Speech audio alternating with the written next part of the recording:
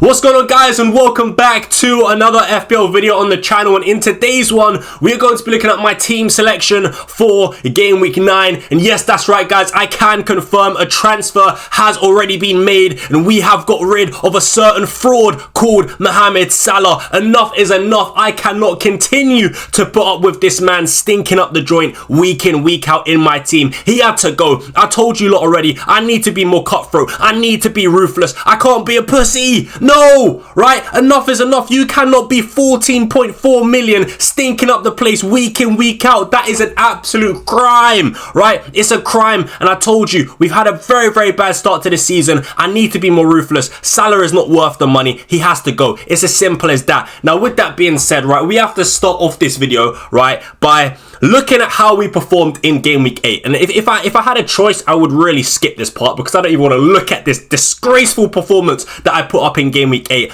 As you guys can see, man, we got 59 points, right? 59 points. A red arrow down to 1.9 million. It's looking real spooky right now, man. I'm not gonna lie. Listen, if you don't laugh, you'll cry.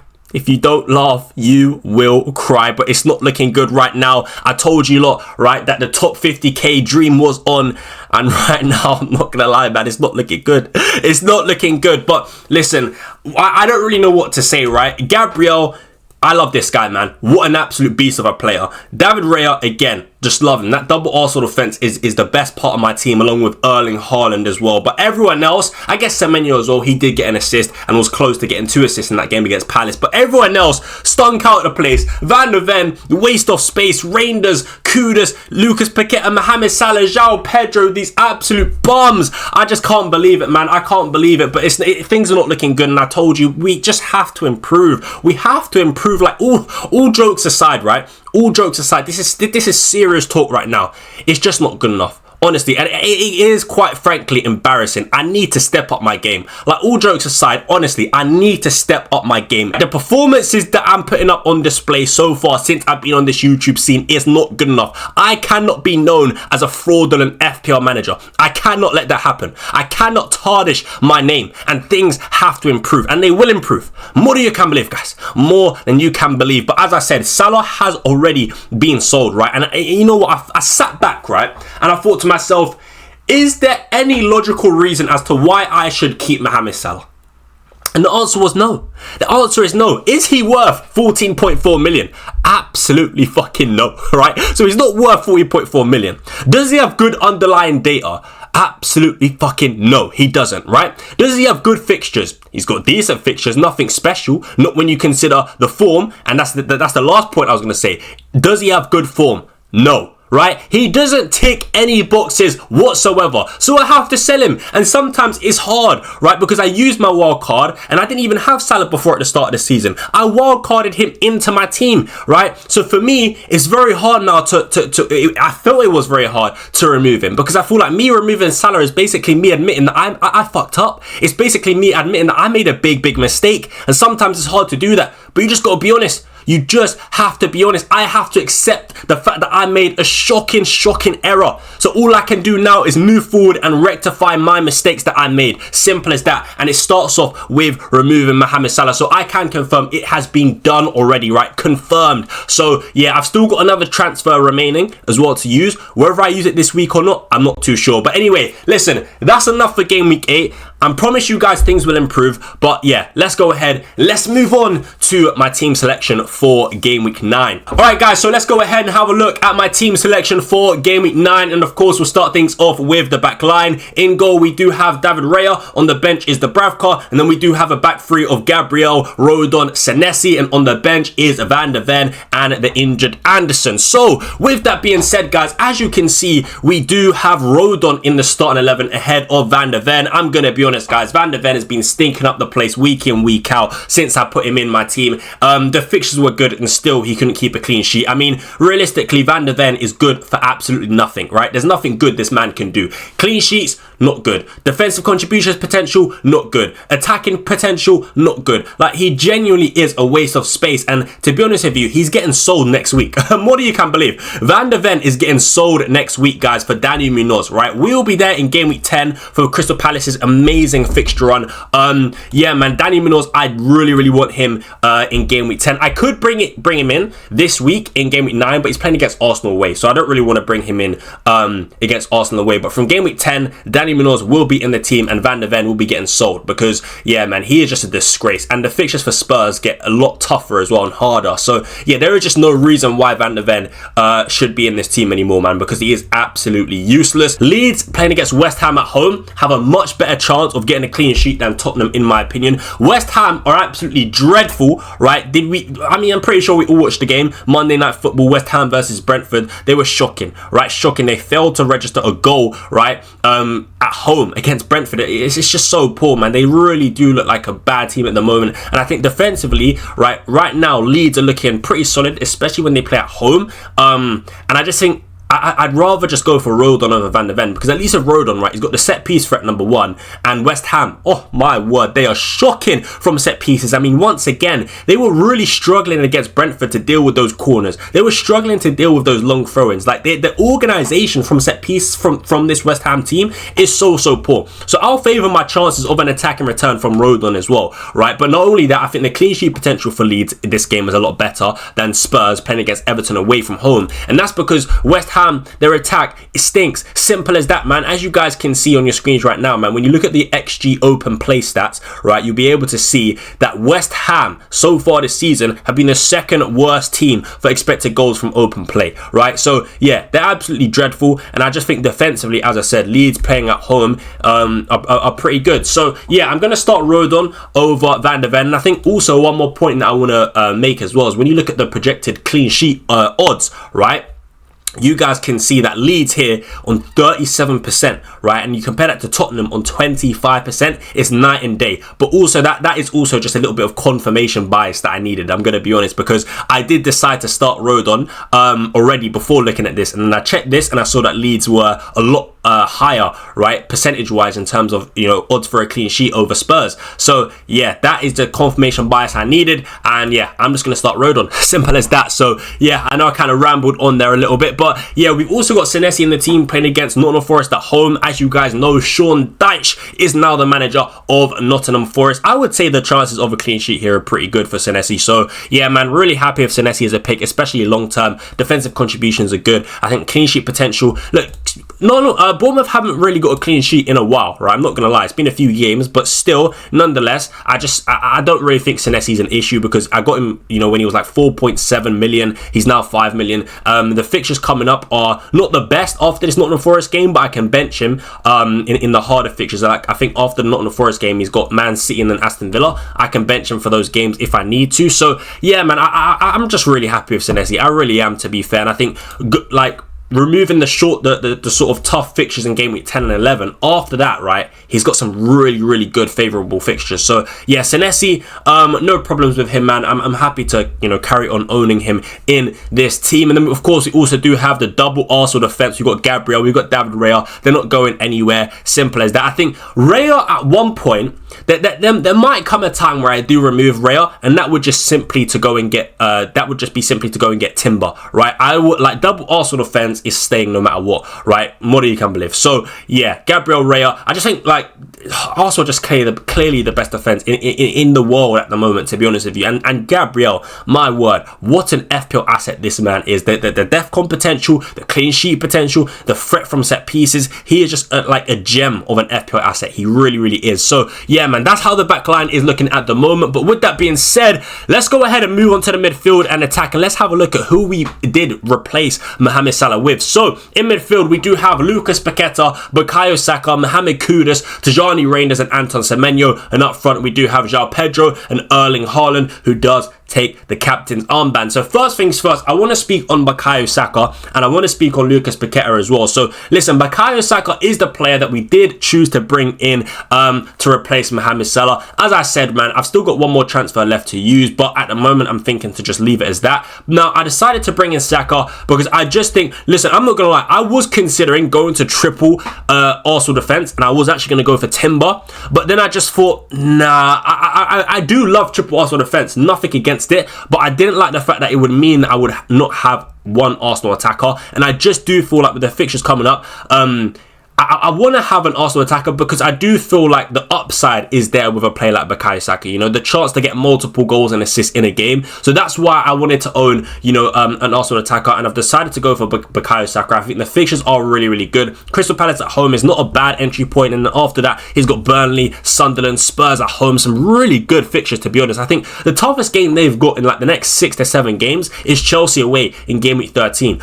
Other than that, the fixtures are really good. So I like Bukayo Saka. I was also considering Bryan Mbeumo. Like, one thing I was actually considering to do, instead of bringing in Bukayo Saka, what I was going to do is replace Salah with Bryan Mbeumo, and because I actually do like the fixtures that United have, and I think long term, like, yeah, until Mbeumo goes to AFCON, I think he could be a really, really nice pick with these fixtures. And I just think, you know, like on the eye, again, when I watch Manchester United, the attack is good. Like, sometimes I think our defense is weak, but honestly, we do create quite a few chances, and I think Bryan Mbeumo, man, looks really solid with these fixtures. So yeah, I was considering going for Bryan Mbeumo and then replacing Van de Ven with like Timber, for example, going triple Arsenal defense, and that is something I thought about. But then I just thought, like, again, as I said, I don't really want to lock myself out of an Arsenal attacker, because I feel like there could be the odd game where maybe they win like 5-1, right, and they concede 1 goal and then they score 5 goals and Saka gets a brace and 1 assist. I wanted to leave the option open of having an Arsenal attacker with high upside, right? So yeah, that's why I didn't choose to bring in Mbeumo. That's why I didn't choose to bring in Timber. So I've decided to go for Saka. As I said, next week the plan is in game week 10, right, is for me to bring in 2 Crystal Palace players, Munoz and either Saul or Mateta, right? That is the plan. So I'm most likely just going to keep the team as it is and not use. I mean, I could actually bring in Mateta this week, and some of you guys might say bring in Mateta this week and bench Lucas Paqueta, because I think Lucas Paqueta is a terrible pick. And the only reason I'm actually starting him ahead of Van de Ven is because I think against Leeds away, he's got a decent chance of picking up defensive contributions. That's literally the only reason why Paqueta is in this team. I'm going to be totally honest with you guys, because he is a fraud. I really didn't like him as a pick. You guys know, right? I wasn't confident in him as a pick, right, whatsoever. But I needed to free up funds to be able to buy João Pedro, and I chose Lucas Paqueta because he had decent fixtures on paper. But I don't like him as a pick at all, and I would move to a 4 at the back, but Van de Ven playing against Everton away, I just know he's going to concede, so I may as well just chance Lucas Paqueta getting defensive contributions, because I don't really expect him to score at all. So hopefully Rodon keeps a clean sheet and Lucas Paqueta just picks up defensive contributions. I'd be more than happy with that. But yeah, like I said, I actually do have enough money right now, right, because I sold Salah for Saka. I've got 4.6 million in the bank and another free transfer, so I could theoretically take out Barnes, who is my, you know, third striker. I could take out Barnes and bring in big boy Jean-Philippe Mateta and bench Lucas Paqueta, but I just don't think it makes sense. I mean, to be fair, Lucas Paqueta is playing against my defender anyway, right? So either way, whether it's Mateta or Lucas Paqueta, I'm going to have a player in my team playing against one of my defenders. Now, the original thing I was going to say is I don't want to bring in Mateta because I've got double Arsenal defense, and I don't want to play my attack against my defense. Now, I've already got that scenario happening. So you might say, well, you might as well just buy Mateta anyways. But the thing is, also, I just don't think it makes sense to play to bring in Mateta when he's playing against the best defense in world football. It just doesn't make sense. I know he is probably a better pick. He is probably a better pick than Paqueta, to be totally honest with you, even though he's playing against Arsenal away from home. But still, it's just not right. It's just not right for me. Bringing in Mateta when he's got Arsenal, the best defence in the world, it just doesn't make sense. So I'm going to stick with Paqueta, and I'm going to hope that he can pick up some defensive contributions. We also do have Mohamed Kudus. Again, another issue. If I'm being honest, I don't really expect anything from Mohamed Kudus in this game against Everton away. I watch Spurs a lot, right? I've watched a lot of their games, and I'm just not impressed with what I see from their attack. I'm not impressed with what I see from Mohamed Kudus. And again, he is treading on thin ice. I'm looking to remove him really soon, if I'm being honest. honest, maybe for someone like Ismaila Sarr. But yeah, I think Mohamed Kudus has pretty much got like 1 or 2 games at most in this team, and then he's getting sold. He's getting sent straight to the gulag, and he can join Mohamed Salah, right? He can join Mohamed Salah in this in the gulag. I mean, he's been better than Mohamed Salah for sure, but still, he's a fraud, and I just don't think the chances of Mohamed Kudus getting an attack and return is high, because when I watch Spurs, as I said, they're just so underwhelming, really underwhelming. So yeah, Mohamed Kudus, not expecting really anything from this game from him, but listen, fingers crossed, hopefully he can deliver. Tajani Reinders, Tajani Reinders. Listen, you guys, if you guys did watch my reaction video, you would have seen me, absolutely go into this man, call him a fraud, call him a bum. But, I sat back and, I explained, the situation with Reinders in my transfer talks video, right? We did talk about him, and we talked about the fact that he is a 1 in 3 player when it comes to getting attacking returns, right? In every 3 games, he's expected to get 1 attacking return. So far this season, he's actually lived up to that form, right? So he's got attacking returns at that rate of 1 in 3. So based off that, I'm actually expecting a return against Aston Villa, because it has been 3 games without a return from Tajani Reinders. But listen, here's an issue. I'm not going to lie, right? He did get benched in the last game against Villarreal. I would say I'm happy with that, because I feel like it does mean that he'll start against Aston Villa, which is good. I just hope he can get a return. Again, not really confident, if I'm being honest with you, but at the moment, because he's so cheap at 5.6 million, or to be fair, I got him at 5.5, right? So because he's so cheap at that price point, I don't think he's necessarily a major issue, especially now because I've sold Mohamed Salah, got so much money to play around with. I can basically turn Tajani Reinders into my fifth midfielder, into a rotational piece in the team. He's not now a player that has to start week in, week out for me. So because of that, I'm not too, I don't really think Reinders is a major issue, really. So for now, he's okay. For now, he's going to start. And when I do make my transfers in Game Week 10, I can bench him if I need to. And just generally moving forward, right? Reinders is now a rotational piece in this team, which is good, right? I don't think he's that bad of a pick as a 5th midfielder. I don't think there's many standout options at 5.5. So I'm probably just going to keep Tajani Reinders, if I'm being honest. And I can't believe I'm saying that. But yeah, now that I've sold Mohamed Salah, I think that's going to be the case. So yeah, Tajani Reinders is in the team, along with Erling Haaland, of course, who is my captain. I will say, a part of me is actually thinking to captain Saka. I know that might sound crazy, but a part of me is thinking, go against Erling Haaland, go against the grain. But I'm not going to do it. No, I'm not. I've thought about it. Really am tempted, especially being ranked at 1.9 million. But listen, I got to be honest here. I mean, I got to sort of just get back to reality, right? And betting against Erling Haaland right now is just complete madness. He's scored again in the Champions League. He's just scoring. He's so in form. I know Villa right now are looking better than they did at the start of the season, but still, I'm just going to play it safe. I'm just going to go for Erling Haaland. Now is not the time to take risks. So, yeah, Erling Haaland does take the captain's armband. And yeah, man, we'll leave it at that. So, yeah, we also do have Anton Semenyo again against Nottingham Forest at home. Listen, Semenyo along with Erling Haaland has been one of the best players in my FPL team, and I just think he is not going anywhere. He is a seasoned keeper. Really like him as a pick, and Nottingham Forest at home is also a very good fixture. And to be fair, you could argue Semenyo as well is actually a really good captain choice this week. I do think so. There is an argument there for Semenyo captaincy if you're feeling brave, but I'm going to be honest, I'm not feeling brave. I'm not feeling brave whatsoever, so I'm going to just leave it as it is. But yeah, Semenyo is a really nice pick, and look, long term my plans are really just to keep him in the team, simple as that. So yeah, we also do have João Pedro against Sunderland at home. Now look, I've just transferred in Pedro, so I'm not going to take him out, but I will say he's got about you know what, to be fair to João Pedro, because the fixtures are so good, I'm going to give him 3 games, right? 3 games, and I'm going to reassess after that. But Sunderland at home, Spurs away, Wolves at home,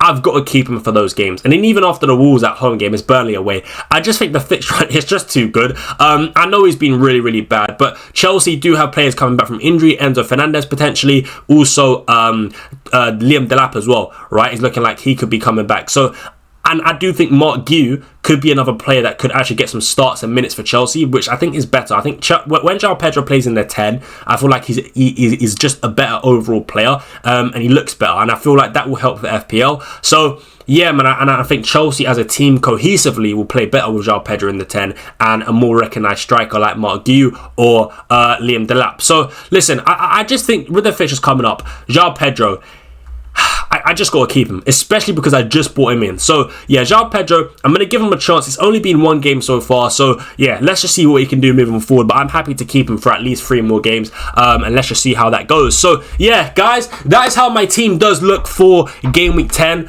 game week 9, sorry. We have bought in Bukayo Saka. He is our new transferred in player. I've still got another transfer to use. Like I did say, I could bring in Mateta this week. I could bring in SALAH this week. I could bring in Munoz this week. But I think I'm just going to leave it as that, right? I think I'm just going to leave my team as it is. I really do hope you enjoyed the video. If you did, make sure you do smash a big thumbs up. Subscribe to the channel if you haven't already. Hit that notification bell so you never miss an upload. And what I want to say, by the way, is just thank you for the support. We are quite close to 5k subs, which is crazy. I think we're very close to 4k, and hopefully soon we'll get to 5k subs, maybe but before the end of the season, who knows. But yeah, thank you for the amazing support. I do appreciate you guys. But yeah, that's gonna be it from me, and I'll catch you guys in the next one. Until then, I'm out. Peace.